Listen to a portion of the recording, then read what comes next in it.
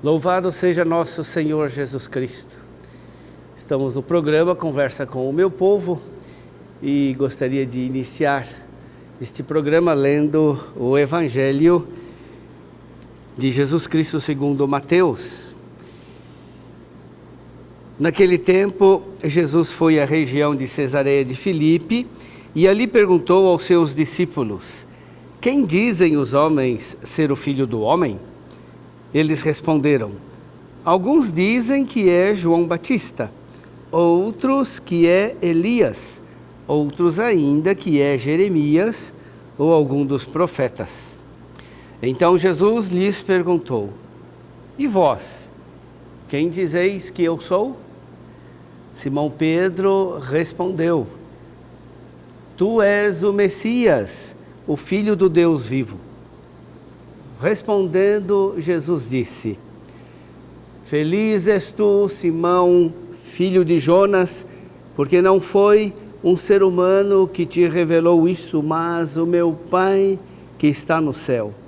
Por isso eu te digo que tu és Pedro, e sobre esta pedra construirei a minha igreja, e o poder do inferno nunca poderá vencê-la. Eu te darei as chaves do reino dos céus. Tudo que tu ligares na terra será ligado nos céus. Tudo que tu desligares na terra será desligado nos céus. Meu irmão, minha irmã, os apóstolos Pedro e Paulo foram mortos na perseguição de Nero, mais ou menos no ano 64. Através desses dois apóstolos, a igreja toma consciência da sua apostolicidade. Ou seja, a igreja de Cristo, a verdadeira igreja, é una, santa, católica e apostólica. O que significa dizer que a igreja é apostólica? Dizer que a igreja é apostólica significa dizer que sua origem está relacionada aos apóstolos. A igreja não começou no século passado. Ela não foi fundada por qualquer um. Significa também que para chegar a ter a comunhão com o Pai, o Filho e o Espírito Santo, não há outro caminho a não ser aceitar o testemunho daqueles que desde o princípio viram o Senhor e conviveram com Ele. Dizer que a igreja é apostólica é dizer que a igreja católica está fundada sobre os apóstolos e também reconhecer com gratidão que nós vivemos na igreja que tem a sua origem na igreja dos apóstolos. Mas por que os apóstolos são tão importantes para a igreja? Bem, isso se deve à originalidade da revelação cristã. A revelação não se fundamenta em última instância em um texto sagrado. Isso acontece, por exemplo, com o Islã, que tem uma escritura que desceu de Deus. Alá disse ao profeta Maomé: fizemos descer sobre ti a escritura. No Islã, é o texto e não Maomé o lugar próprio da palavra de Deus. No cristianismo, ao contrário, a revelação de Deus não é primeiramente um livro, mas a pessoa e a vida histórica de Jesus de Nazaré. Mas Jesus não escreveu nenhum livro, não ditou nenhum livro, não trouxe consigo um documento sagrado. Ele nada escreveu e nem nos entregou um livro vindo do céu. A revelação divina é realizada na pessoa e na história de Jesus.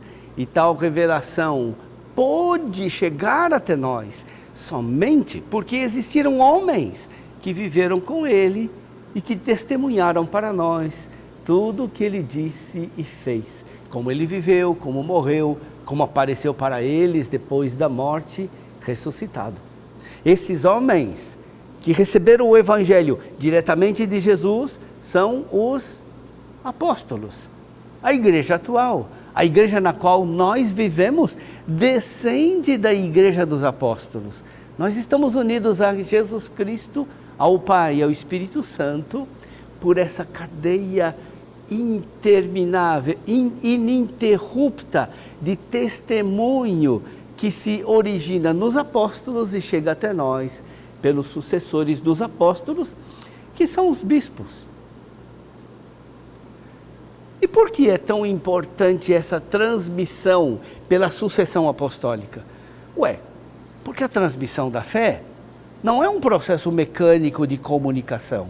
A fé apostólica é uma vida que só pode ser transmitida por meios vivos e não por meros meios mecânicos ou virtuais.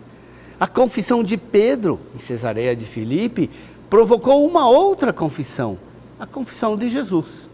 Pedro confessa que Jesus é o Messias, o Filho de Deus. E Jesus, por sua vez, confessa que Simão é pedra sobre a qual ele edificará a sua igreja.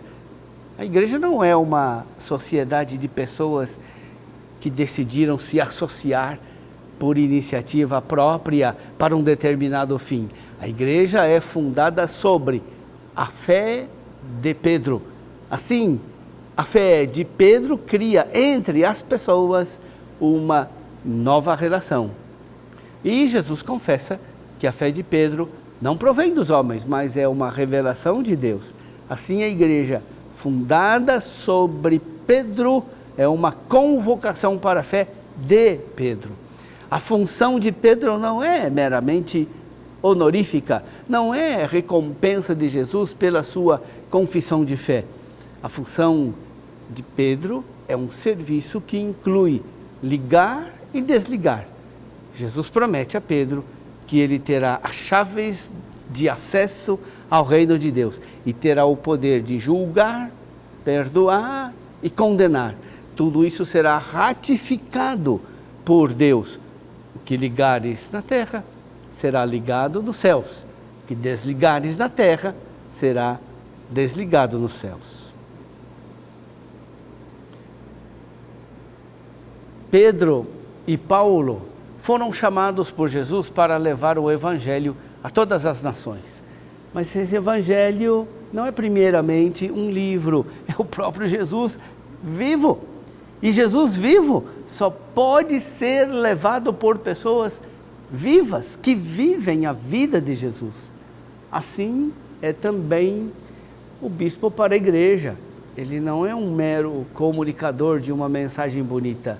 Ele leva Cristo, sendo Cristo para as pessoas. Evidentemente, ele nunca deve ter a pretensão de se substituir a Cristo, mas não há outro meio de ser portador do Evangelho, a não ser tornando presente Cristo. Admirável dom maravilhoso esse, ao mesmo tempo quanta responsabilidade, pois se recebemos o dom, podemos também tratar esse dom com relaxo e desprezo. É como atirar pérolas aos porcos ou dar coisas santas para os cães. Fazemos isso toda vez que não empenhamos tempo, esforço, energia para corresponder ao dom recebido. Não há como exercer o ministério sacerdotal, ou seja, ser Cristo para os outros, sem santidade pessoal, ter os mesmos sentimentos de Cristo e se identificar com Ele. A identidade do bispo, do sacerdote, consiste no dom de Jesus, no dom de ser Jesus para os outros e no dom de se empenhar de verdade em se identificar com Cristo ao longo de toda a sua vida. Bem, nós concluímos esta primeira parte do nosso programa Conversa com o Meu Povo e agora faremos uma breve pausa para conversar um pouco com o povo, recebendo as perguntas e procurando também dar respostas a estas mesmas perguntas. Louvado seja nosso Senhor Jesus Cristo. Iniciamos então este segundo bloco do nosso programa Conversa com o Meu Povo. E a Camila Soares, de Belém, manda uma mensagem dando os parabéns pela linda celebração de Corpus Christi. De fato foi uma celebração muito bonita ali no Mangueirinho. E a pergunta da Camila é a seguinte, é sobre a morte de Maria. Ela pergunta se ela foi assunta ao céu sem passar pela morte. Bem, Camila, o que diz o dogma da Assunção de Nossa Senhora ao céu? Este dogma foi proclamado solenemente em 1950 pelo Papa Pio XII. E nós temos a definição do dogma de uma maneira muito explícita e clara. Diz a seguinte: a Imaculada Mãe de Deus, a sempre Virgem Maria, terminado o curso da vida terrestre, foi assunta em corpo e alma à glória celestial. Então preste atenção no modo como está elaborado este dogma da Assunção. Então, a sempre Virgem Maria, terminado o curso da vida terrestre, ou seja, Nossa Senhora terminou a sua caminhada aqui na Terra, ou seja, ela morreu. Terminado o curso da vida terrestre, foi assunta em corpo e alma à glória celestial.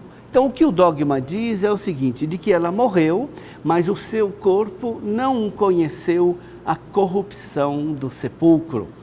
Uma vez que ela é a Imaculada Conceição, uma vez que ela foi concebida sem o pecado original e durante toda a sua vida, por causa da graça de Cristo, ela nunca pecou, então ela não sofreu a consequência do pecado, que nós também, que consiste exatamente em passar por esta corrupção do corpo no sepulcro. Então, o dogma diz que ela, terminando a sua vida aqui na Terra, morreu e foi glorificada em corpo e alma à glória celestial. Ela participa então da ressurreição de Cristo, da sua glorificação, né? Aquilo que nós rezamos também na profissão de fé, creio na ressurreição da carne. A carne não é uma mera vestimenta que a gente descarta e que depois a gente reencarna em outro corpo. Não, o corpo, ele faz parte da nossa identidade pessoal e o nosso corpo também está destinado à ressurreição, à glorificação no céu. E nós olhamos então para Maria assunta ao céu como um sinal daquilo que também vai se realizar em nós, daquilo que nós também desejamos, que é a glorificação de todo o nosso ser, corpo e alma no céu.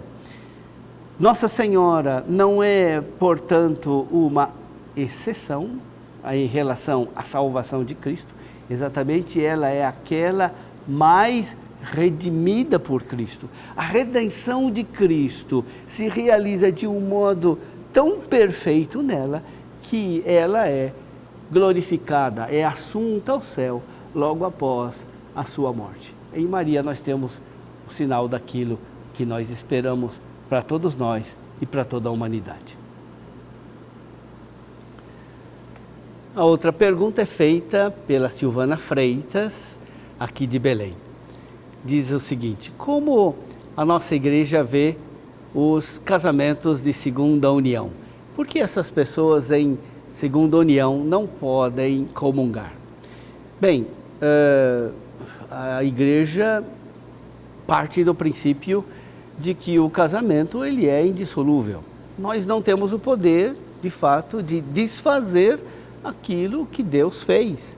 Nós não ousamos desunir aquilo que Deus uniu. Uma vez que acontece o sacramento, uma vez que se casam na igreja, este vínculo ele é indissolúvel, portanto, a igreja não aceita o divórcio e, em consequência, também não aceita as outras uniões que podem depois se seguir a um divórcio civil.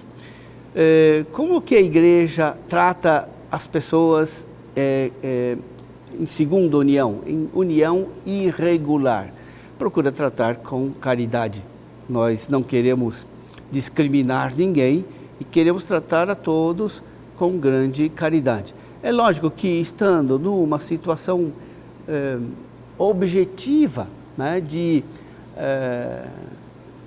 irregularidade, estas pessoas estão afastadas da comunhão eucarística, não estão afastados da igreja, não estão excomungados da igreja, não estão condenados ao fogo do inferno, estão afastados, não podem aceder à mesa eucarística por causa de uma situação objetiva, pública e que todos também conhecem. Portanto, estas pessoas não devem se aproximar da comunhão eucarística. Mas a igreja reza por estas pessoas, acolhe a todos e procura, lógico, na medida do possível, ajudar também a regularizar estas uniões. Muitas vezes acontece de que casamentos fracassados, na verdade, nunca existiram. Então, não se trata de divórcio à moda católica, não é isto. Existe a possibilidade de entrar no tribunal eclesiástico com um processo de declaração de nulidade. Preste atenção, declaração de nulidade, ou seja, reconhecer publicamente que aquela união, mesmo que tenha havido casamento na igreja, na verdade Deus nunca uniu estes dois por causa de um erro grave, né? É lógico que este processo deve ser, assim como a celebração foi pública, também a declaração de nulidade é uma declaração pública, por isso se faz um processo em que são investigadas as causas que podem, de fato, levar à convicção de que aquele casamento, na verdade, nunca houve. E aí a pessoa está livre, não para casar uma segunda vez, mas para casar, de fato, uma vez que a primeira união foi declarada, foi reconhecida como nula. Se você está numa situação irregular, o que a gente aconselha? Não deixe a igreja, não deixe de educar os filhos na fé católica, não deixe de fazer suas orações, não deixe de ir à missa.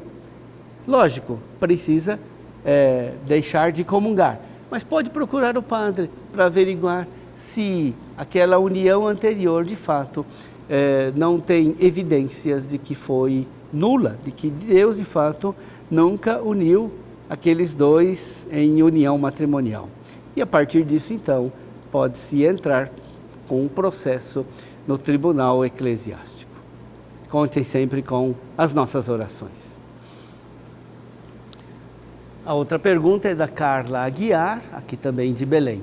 Ela pergunta: por que a oração pela paz realizada dentro da Santa Missa é feita somente pelo sacerdote? Bem, esta oração pela paz é aquela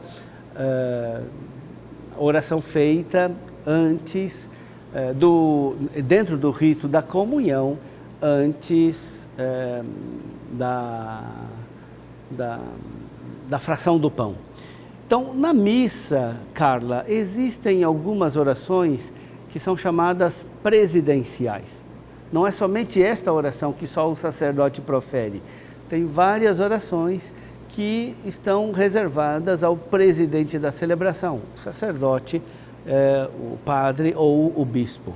Então, isso faz parte do rito católico, é algo muito comum, né? Porque as orações não precisam ser feitas, todas elas feitas por todos. Há orações que são feitas por toda a Assembleia, há orações em forma de diálogo, em que o presidente profere uma oração e a Assembleia responde, em que o sacerdote, o presidente da celebração, faz uma aclamação e o povo também responde com outra aclamação. Isto faz parte da ordem da missa, né? Nem tudo precisa ser feito por todos, não é? Na missa nós temos diversas funções, né? E cada um deve fazer só e tudo aquilo que lhe compete. Então, também o silêncio não é uma atitude passiva. Se o presidente faz aquela oração sozinho, não significa dizer que o povo não participe daquela oração. Exatamente o contrário, prestando atenção à oração feita pelo presidente, a oração presidencial. O povo participa ativa, conscientemente e pode também participar de modo muito frutuoso da celebração eucarística. A Simone Araújo, aqui de Belém, pergunta: como podemos interpretar, à luz da Igreja, a transfiguração do Senhor? Bem, a transfiguração do Senhor é o evento em que Jesus sobe ao monte, levando os apóstolos Pedro, Tiago e João, e se transfigura diante deles. Então, Simone, a transfiguração é o momento em que Jesus manifesta a sua glória divina aos apóstolos. Jesus sempre se apresentou de maneira muito simples. A sua figura histórica era de um homem trabalhador, era o filho do carpinteiro, alguém que trabalhou com mãos humanas, era de um homem pobre, que não tinha onde reclinar a cabeça, um homem que vivia também ajudado pelas santas mulheres que o serviam com os seus bens. Ele vivia de maneira muito austera, de maneira muito pobre. Era muito difícil para os apóstolos reconhecerem na figura tão simples de Jesus, né, o próprio Filho de Deus, a glória de Deus, né, em Jesus Cristo. Ora, a transfiguração é o momento em que este véu da simplicidade, da humildade, da pobreza do homem Jesus, como que se levanta e ele manifesta para Pedro, Tiago e João toda a sua glória de Filho de Deus.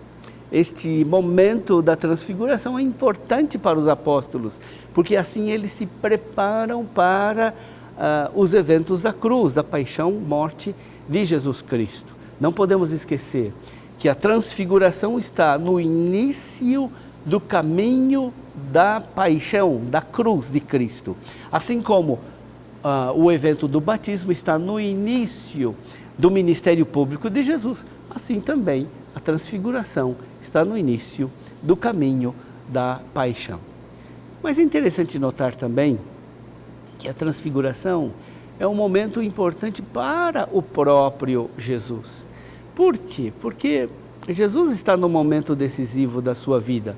É um momento de crise para ele também. Por quê? Porque o início da sua pregação pública foi espetacular, né? Ele teve muito sucesso, as multidões acorriam atrás dele, ele atraía muitas pessoas, mas com o tempo ele foi dizendo o que precisava, né? E começaram a ver as primeiras defecções, ou seja, as pessoas começaram a abandonar Jesus. Muitos diziam: essa linguagem é muito dura. Teve até um certo momento que Jesus teve que falar para os próprios apóstolos: vocês também querem ir embora, não é? Porque de fato Jesus começou a dizer de fato aquilo que mostrar quem de fato ele era. E muitos, a partir disso, começam a se decepcionar com Jesus e abandoná-lo, não segui-lo mais, né? E é neste momento, então, que Jesus sobe ao monte para orar. Olha só, ele vai para orar, ou seja, ele vai buscar a vontade do Pai. E é no contexto da oração que ele se transfigura. A voz do Pai confirma: este é meu filho muito amado, nele eu ponho todo o meu bem-querer. O Pai confirma o caminho histórico de Jesus. O Pai confirma as opções que Jesus fez ao longo do seu ministério público. Por isso ele enfrenta agora o caminho da paixão, da cruz, confirmado pelo Pai. Por fim, a transfiguração é importante também para nós, não é? Porque é a partir da transfiguração que a gente cai na conta de que para chegar à glória é preciso seguir Jesus no caminho da cruz. Meu irmão, minha irmã, muito obrigado pelas suas perguntas. Espero poder ter sido claro e preciso nas respostas. Agradeço por estas perguntas que sempre me ajudam também a refletir e a estudar mais. Um abraço a todos e até o próximo encontro, conversa com o meu povo.